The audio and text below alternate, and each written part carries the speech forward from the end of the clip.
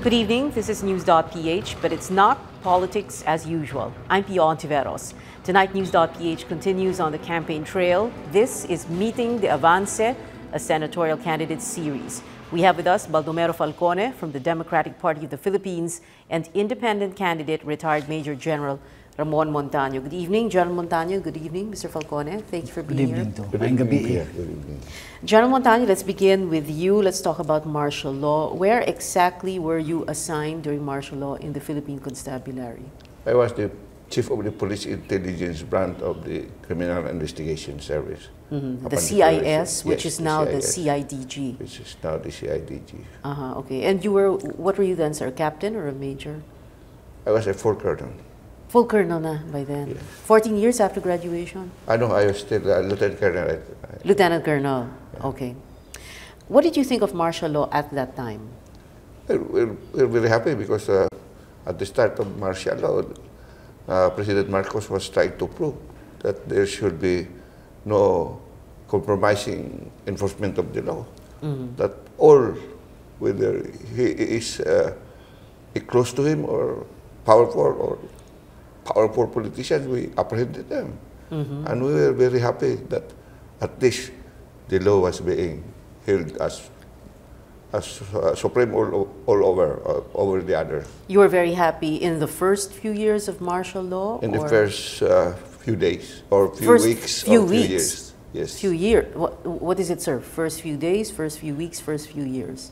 Well, maybe first few years. First 2 years. First 2 years. Yes. Okay. So by 1974, 1975, medyo nagkakaroon na ng disenchantment or what? Yes, more on disenchantment as far as keeping it, keeping it at a very straight level. And narrow path. At a very straight level, because they apprehended the cronies of the big corporations or big names like Lopez's. However, there were new economic cronies that came in that replaced them. So this already removed our enchantment with martial law, as far as we, the enforcer of the martial law, was concerned. Okay, okay. Did you at any time participate in any suppression of freedom in any way? No. Apart from arresting all those critics of Mr. Marcos? We did not arrest critics. It was not us. It was not the CIS. Who was it? It was the intelligence service of the armed forces of the Philippines, who were in charge of listing down the political opponents of Marcos. My job then was to list down all military, political figures, police involved in criminality, only in criminality. Okay, but at no time whatsoever were you involved in any suppression of any freedoms? Well, you can say that with a straight face, because I mean, what we're trying to do is trace the progression from tuwan-tuwa kayo sa martial law sa umpisa, in the next few years, medyo nawala yung inyong and then nag-EDSA po kayo, no? But yeah, kami kasi, we were more concerned on criminality. And we were very happy that we were able to enforce the law against criminals, whether he was close to Marcos or not. That's why, and we were happy when we apprehended Roquito Ablan. Roquito Ablan, even Congressman Alberto of Catanduanes. Then Congressman Rafael Aquino of a warlord in Mindanao. We were so happy because at least we feel that we were real enforcers of the law rather than enforcer of the law against poor people only. Pero natuwa din po siguro rin kayo dahil tumahimik. Hindi po ba? In essence, hindi naman talaga tumahimik kasi we know some of our people were abusing their authority to apprehend. And instead of following the rules of court, the apprehension. So sa Philippine Constabulary, sa PCINP, the forerunner of the Philippine National Police, meron po kayong nakilalang mga nang abuso ng poder o kapangyarihan. Yes, we know that because, however, we were very lucky that General Ramos was our chief, and he was very fair, very just, and he follows the rules. Okay, Mr. Falcone, where were you during martial law? When martial law was implemented? I think I was just at home. Okay. Yeah. But like, you were already working at the time? Yeah, I was working as a management man of the Consult Asia. This was a management consultancy firm devoted in putting up resorts. And two of the resorts we put up was Lingayen Resort. There is a hotel there now. And Agoo Playa. Okay, so you were working in the north. Yeah. But did it bother you when martial law was declared? No. Wala naman. I think there was more discipline. Government was more directional, in the sense that it had directions and milestones to fulfill. I think it was a good exercise in discipline and management for the first few years in a way. The first few years. So at what point did you feel that things had gone wrong? When the golden Buddha came into the picture, I think that was that changed everything. Okay.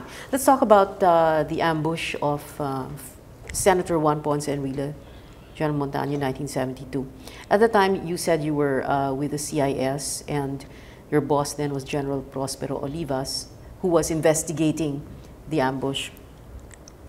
Was that a real investigation? He was investigating the ambush to find out kung meron talagang ambush, or he was investigating the ambush to try and get the so-called perpetrators? No, we were having dinner with I was with General Olivas having dinner. We were on red alert during those days, just before martial law, and that surprised me because he never required me to sleep in camp even though we were on red alert, or have dinner with him. But he told me physically, you take your dinner with me on. And, At hindi pa po nangyayari ang ambush? Hindi pa. Okay. What are you saying? That General Olivas knew that something was supposed to happen that night? Yes. He did? He knew that there was going to be an ambush? Because all of a sudden he said, let's go. Okay. Minister really was ambushed. So we went there to Wakwak. And then I found out that... Minister Enrile was ambushed. Who told him? How did he know the news? I don't know. I didn't ask him. Okay. Eh, syempre, ang telepono pa lang noon, wala namang cellphone, landline lang. I don't know. I didn't ask him. But he just said, let's go. And then I followed him. And we were followed by so many media people.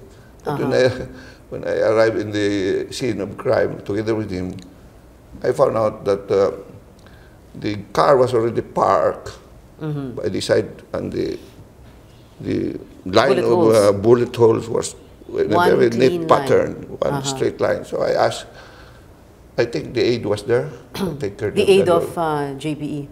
Colonel Gador was there. Dear Gador. Oh, Tisoy, anybody got killed there? And ang sagot niya? None, we were, according to him, none. And Colonel Gador was also a former RAM member, said, talagang na-ambush sila, sabi niya. I don't know what he said, but he told me that no one was hurt, and I think I have been investigating so many crime scenes for a long time, and I know, when you are ambushed, and you are going to be hit by an automatic rifle, and you're traveling as alleged by them, the shots will be splattered all over, glasses splintered, but that's too neat. Okay. Well, here's a question, sir. What did you think when JPE admitted in that first press conference in Camp Aguinaldo during the EDSA revolution that the ambush was fake? I'm sure you heard of that. Of course. I know, because it was fake. Yeah. So, parang ang feeling nyo, aba, buti na lang inamin na niya, parang ganon. No, because they use that as the final straw. Yeah. That in martial law should be. And it's part of their campaign to convince us soldiers to follow them. Okay. So, if you thought na, of course, I knew it was fake, so it was like good news for you na at least umamin siya. What did you think when you read or heard about the autobiography of Senator Enrile, where he, in so many words, took back what he said? In his autobiography, he talked about the ambush, and it seemed like he believed it was real. Well, we were surprised. I mean, but I felt disgusted. Why they're trying to change the truth. Okay. EDSA 1986 and after, earlier you were saying it took a few years before before you realized that there was something wrong with martial law, no, na hindi pala diretso. The question is, why did it take 14 years for you and your fellow officers to turn against Marcos? 14 years? Yes, because 1972 to 1986. Yeah, yes, because we never mutinied in our lives. It's against our culture, against everything that we stood for. So, Right. when, but however, when the break came in, we joined the Filipino people in this revolt. We did not join that. We did not join the RAM. Okay, so it was really because it is not in your culture. Yes. It is not in the spirit of being a soldier. Ganun lang kasimple. Yes. But the opportunity, like you said, came in EDSA. I think at EDSA. it's like something like enough is enough. Finally. Because we know the abuses, and they were using the armed forces to abuse people. And then we could not just take it in consideration. However, when the time came and the people joined the revolution to protect those rebels, we joined the Filipino people. We did not Right. join RAM, or we did not join Gringo, or we did not join Enrile, or we did not join Ramos. We joined the Filipino people. That's an interesting distinction you made. We joined the Filipino Well, people. Okay. Mr. Falcone, where were you during EDSA 1986? I was in the streets together with the masses. When you say, sir, you were 3 days. on the streets, nag-umpisa po ito noong pinatay si Ninoy, 1983, August? You were joining the anti-Marcos rallies? Is that what you were saying? We accompanied the long march to the cemetery, carrying the coffin of Ninoy. Okay.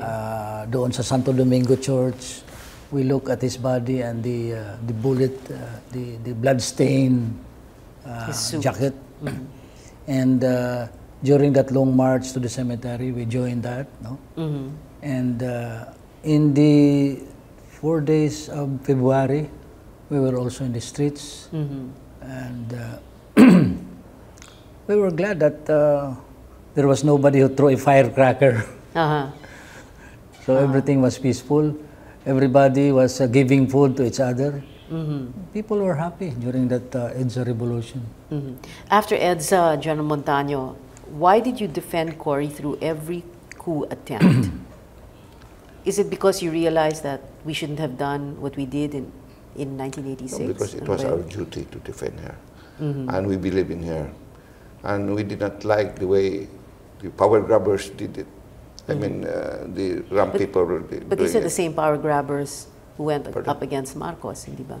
No. When they went against Marcos, they were going to overthrow Marcos. However, they were supposed to install The junta. Cory Aquino. Because according to them, in their announcement, it should be Cory should be the president because we cheated her during a snap election in something in Tugigaraw or somewhere. They announced that. So what for? When, but however, President Ramos did not, General Ramos did not agree to their idea of having a junta headed by Vice President Taurel, Ramos, and Enrile. He did not agree. So they have a one-on-one that Monday night. And that's the time when we found out that Ramos refused to accede Where were to you them. assigned at that time, sir? That time I was the chief of the narcotics command. Okay, okay. But were you surprised that these die-hard military rebels, after staging EDSA in 1986 or helping EDSA along in 1986, went and staged coup attempts against Cory? Para bang nakatikim na sila eh, hindi ba? No, I think they really want to grab power. Okay. We'll have to take a short break. News.PH will be right back. Stay with us.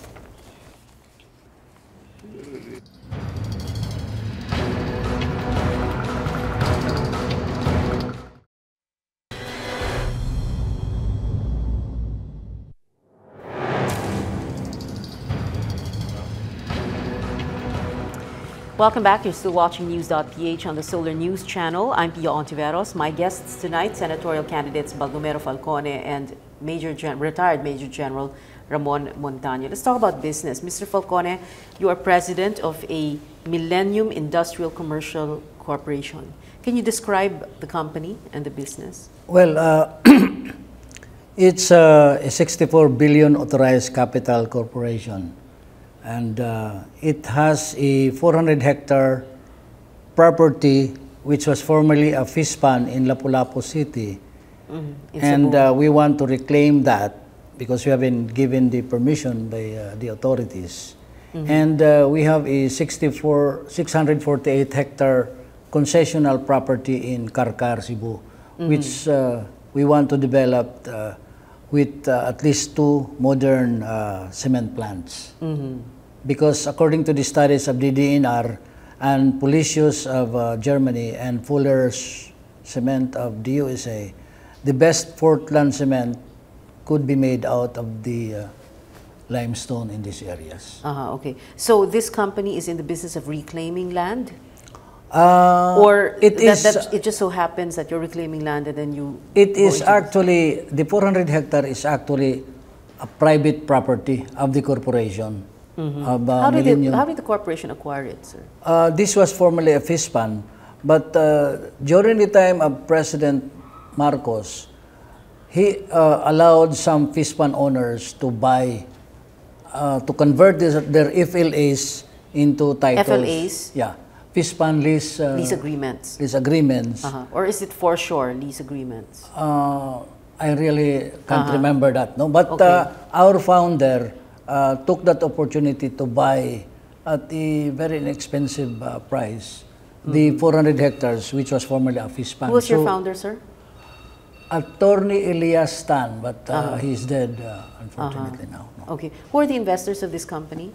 Who are the investors of this company? Well, mostly Cebuanos. The chairman is architect engineer Gabriel Abiar. Our international chairman is retired General Cesar de la Peña. And we have an American designer who designed the land use of the whole area. And we are open to foreign investments. What is your position in the company? I'm the president. You're the president. Yeah. You have not yet built on it. You have not yet developed We have not yet built on it. Although there have been several foreign companies who wanted to join venture with us. Like for example, there is one of the biggest Korean firm, but I simply don't have the time to sit down with them and firm up a memorandum of agreement since we're busy during this campaign sorry, period. we don't have much time. Pero ang sinasabi po ninyo, naghanap po kayo ng investors for this company. Yeah. Is this your securitization idea? Or No, this is no, separate? no. Okay, This is separate. we'll go into securitization in a while. I wanted to ask you about Global Interfaces Security Provider Incorporated. This is supposed to be a placement agency No, for it is a officers, company. or you are providing retired officers to military, Yeah, we have to what? U.S. Defense Department allied yeah, we have a corporations abroad? company. Yeah, we have a company called GSP. No, which accepts retired officers from the military for possible assignments abroad. Yeah. And, as what? Like with companies such as? Well, guarding, mga for ganon? example, dams, guarding airports, non-violence in any, no violence in any way, no. For the U.S. Defense Department, ganun po ba? Originally, it was offering this kind of services to the U.S. Department, their airports, because at that time, our founder, Dr. Ernesto Ramos, was a very good friend of Hillary Clinton, and being the State Department head, she said that the Filipinos would be in the best position to guard. Okay, so it's like para kayong U.S. defense contractor. Parang ganun po ba? Okay, that's ano. But you also describe yourself, sir, as a business consultant. Yes. For other companies. Yes. What companies? Are these big companies? Big and small. If they like to securitize. And securitize is what? In one sentence, can you define it in very simple terms? Yeah, it is the skill or it is the process of convincing trust funds locally and abroad from getting into the country to develop a viable project into maturity. Okay, like what is a viable project? Well, if you can be convinced that the sales minus the cost of sales will generate a profit that is sufficient to give out dividends, that's a very viable project. Okay. We looked up the definition of securitization, pooling various contractual debts to various investors. That is a very limited okay. definition, because under the Philippine context, we have come up with securitization very much mature and very much better than the American version.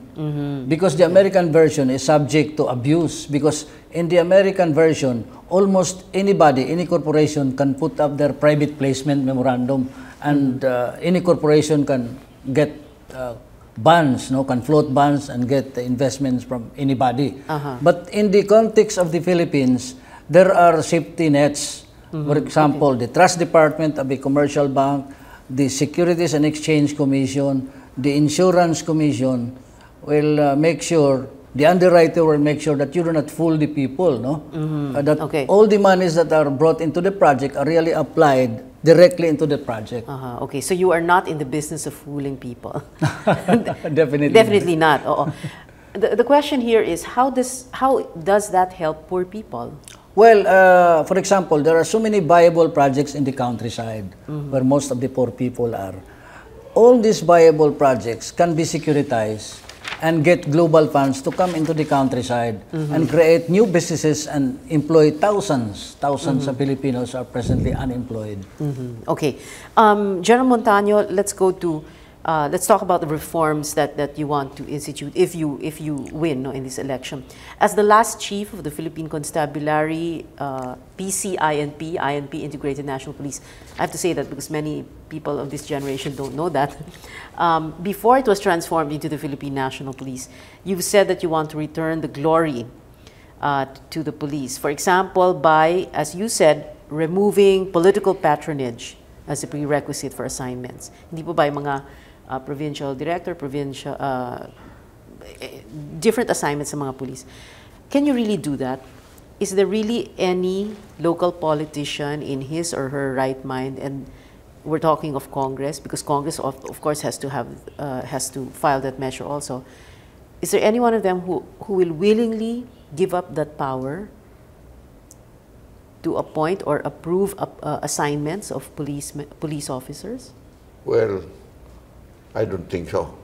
But if I can be elected in the Senate, I can re-examine the law on this Philippine National Police, because the Constitution mandated that there shall be a national police. Civilian in character, national in scope, and to be administered and controlled by a National Police Commission, which is a constitutional body. But the implementing rules and regulation change it all. and put the chairman as of the Napolcom, the Secretary of Interior and Local Government, who is a politician. So you did not want a politician. Yes, So sino because that yung is- mag-head po ng Napolcom? Because that was the spirit of the Constitution, that the police should be isolated from politics. That's why they put it under a constitutional body. Yes. Okay. But, okay, that will sound good. Kumbaga, in theory, it sounds good. Yes. No? It'll sound good in print, on paper.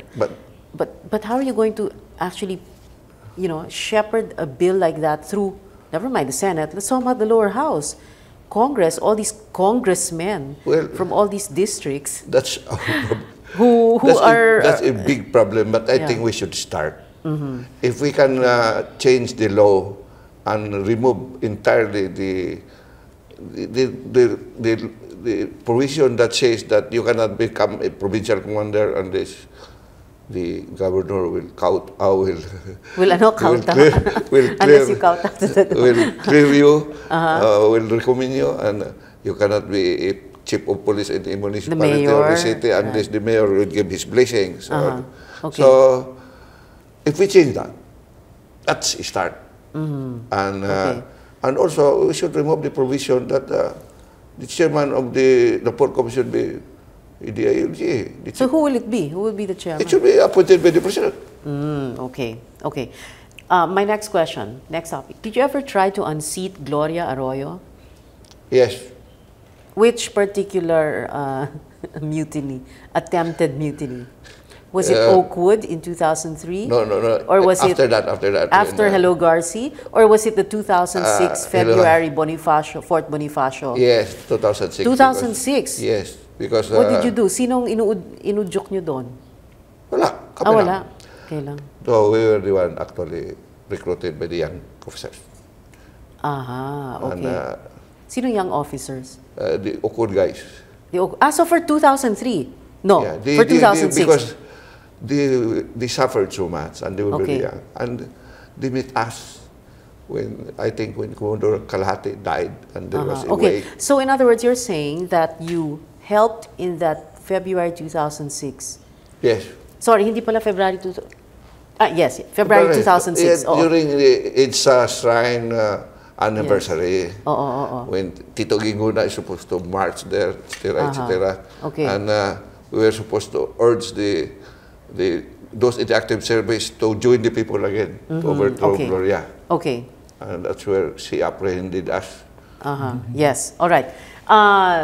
We have like 2 minutes to go. So my last questions will be about why you're running. Mr. Falcone, do you even have a ghost of a chance to win? I think I have, because together with Mon here, we are from the Visayas, and that might I think 60% of all Filipinos speak Bisaya. So we have a pretty good chance. In 2010, sir, you were disqualified as a vice presidential candidate at that time for not having a, quote, political track record. Yes, so this time around, you still don't have a political track record to speak of. The reason we were disqualified is because we were not properly organized. This time, we are organized in all 17 regions of the country. And we have submitted all our members to the COMELEC.